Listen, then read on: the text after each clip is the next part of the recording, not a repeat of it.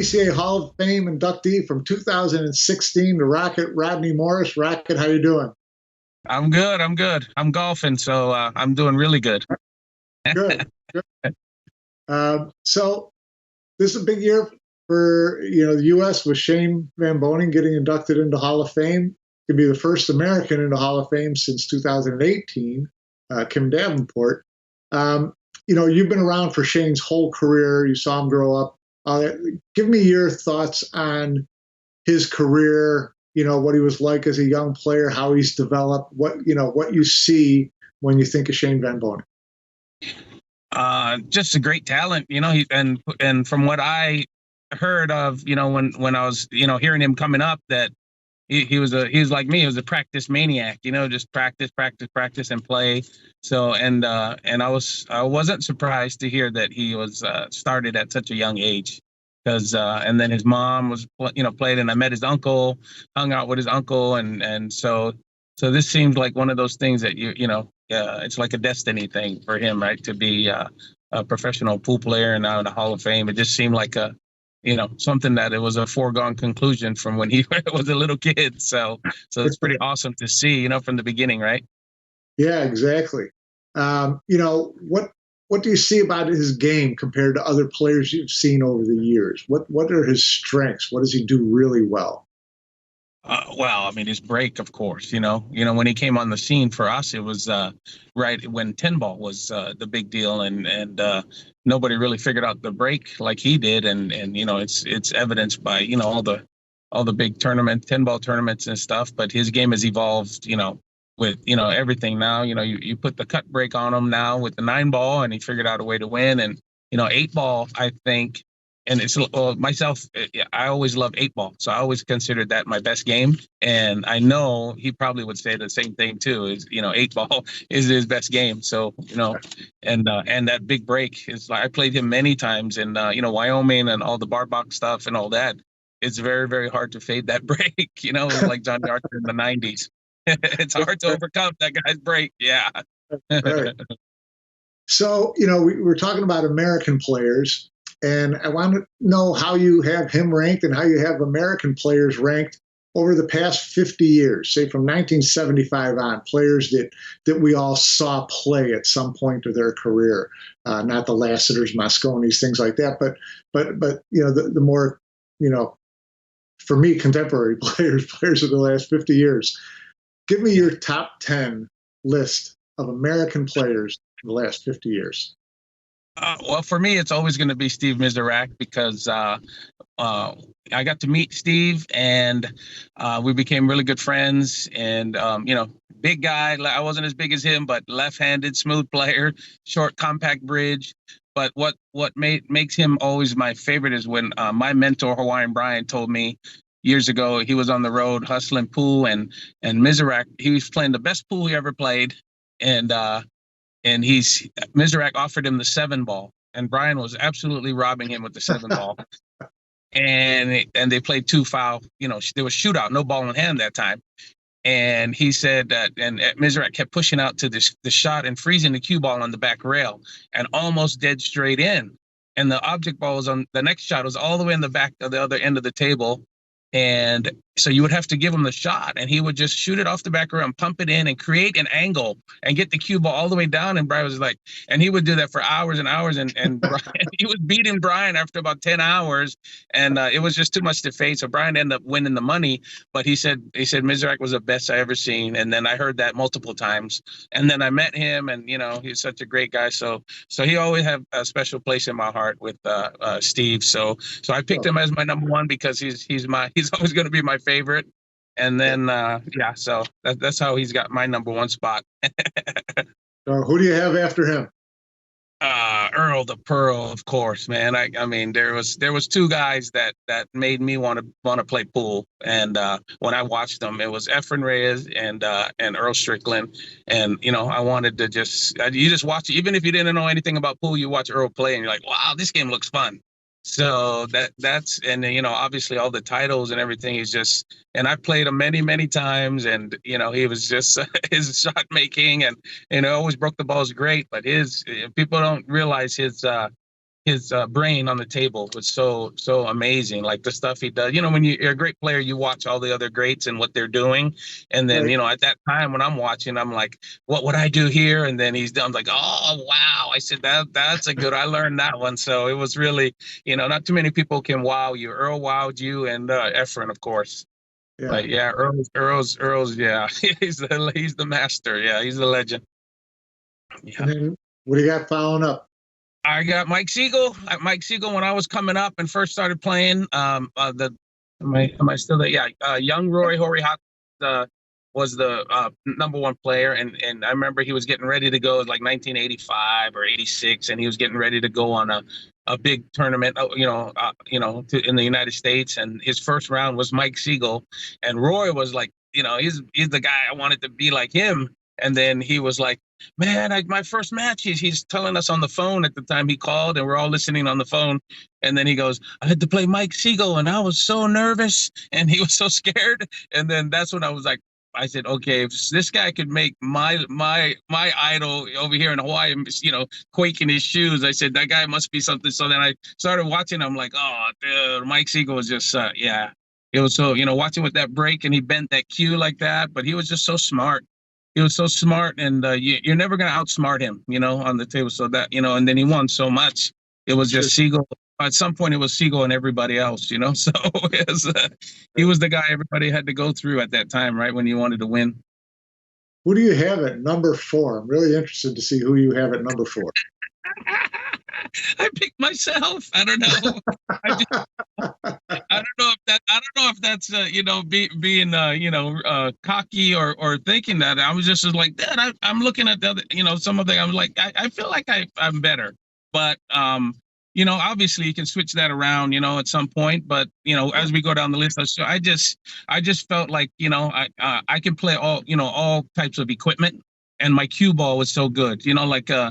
Jose Perica gave me the biggest compliment in 1995. We played for 18 hours, and after 18 hours, you know how great they are at kicking the balls and all that. Well, I beat him after 18 hours. Everybody was watching. I was in Vegas at the really, really tight table at Freddie Garino's place, Qtopia.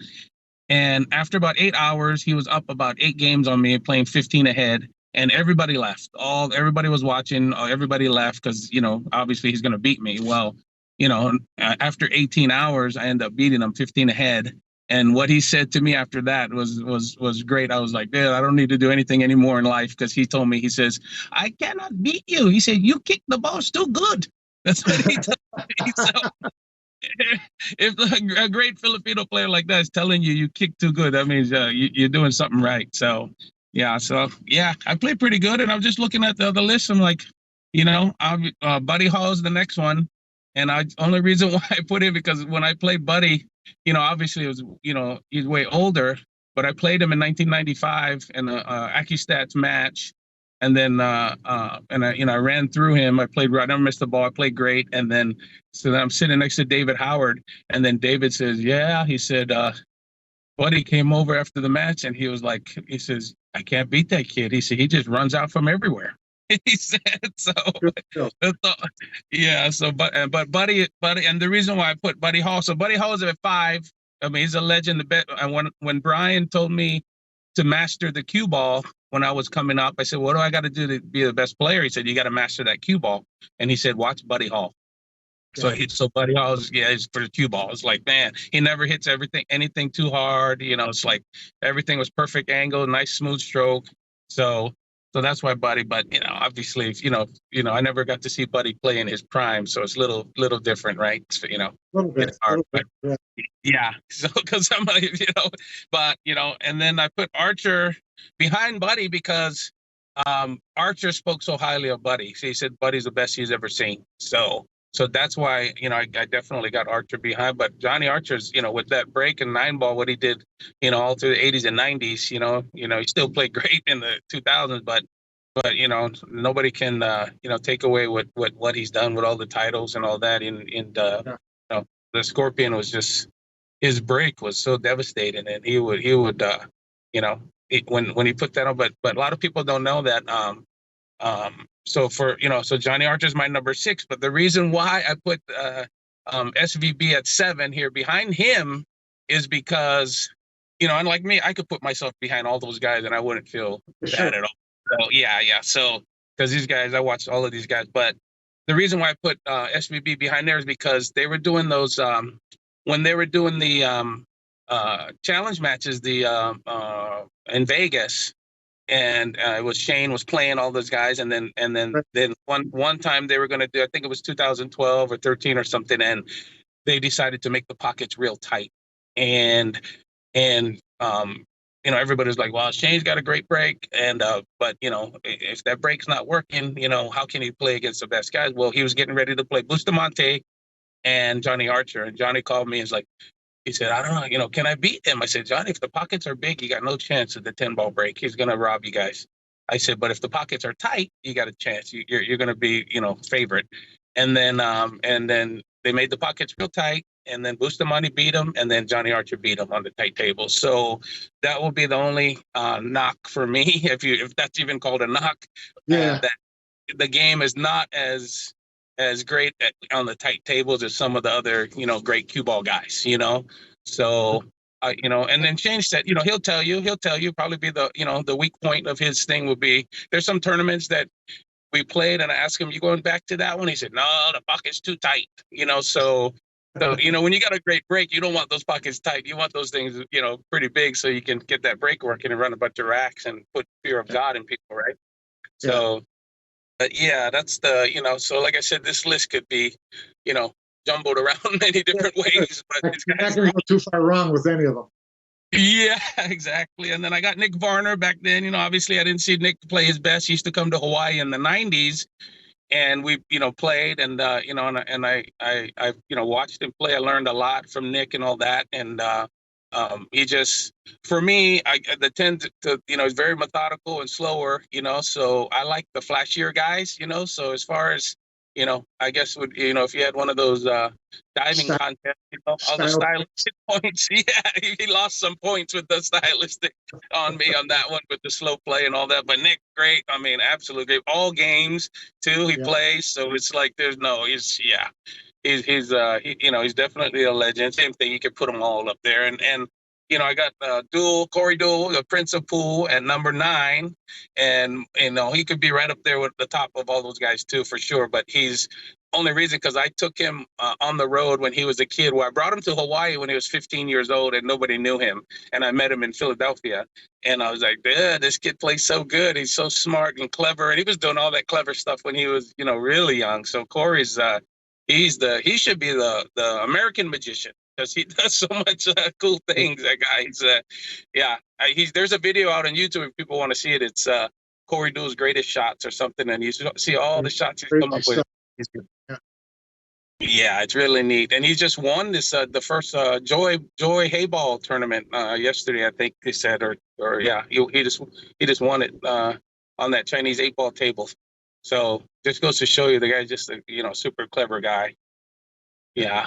And then number 10, I got Jim Rempe, and Rempe, Seagull, all those, they could be all in the same thing, that whole group right there. But, I played Jim, when, and of course it was, the late 80s, early 90s. We used to play like a couple $100 a set at his house and all that.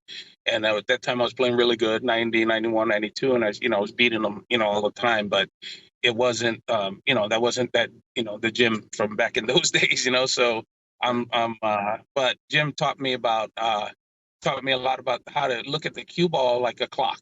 And till today, when I teach people about that, it really helps them, because, every little time on that clock on the cue ball determines a different spot where that cue ball is going to end up. And when I show people that, because most people, amateurs especially, they all have either a lot of English or no English. They don't know everything in between. So I teach them all that, and that's thanks to Jim Rempe, because his cue ball is great. And he just, and another thing, Hawaiian Brian told me, he said, you got to learn all the bridges, and you want to learn every bridge. You watch Jim Rempe play. No matter where the ball is, a cue ball, whatever the object balls, he's going to look so solid over the ball. He's the best bridges you can ever imagine, every single one of them. So that's something that people never paid attention to, and I always refer my students to videos of him to learn all the bridges.